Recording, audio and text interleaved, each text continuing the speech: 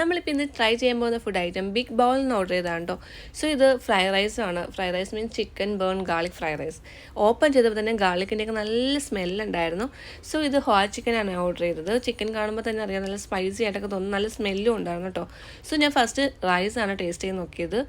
Rice എന്ന് വെച്ച് കഴിഞ്ഞാൽ നല്ല ഇങ്ങനെ എന്താ പറയുക, ഓവർ കുക്ക്ഡ് അല്ല, ബട്ട് കറക്റ്റ് കുക്കിംഗ് ആണ്. ആ ഒരു ഗാർലിക്കിൻ്റെ ഫ്ലേവർ അത് ഭയങ്കരമായിരുന്നു.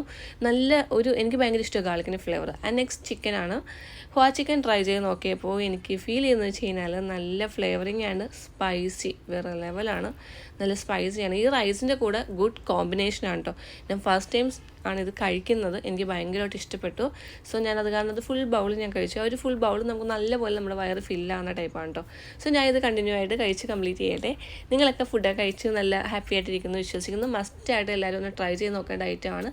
So by.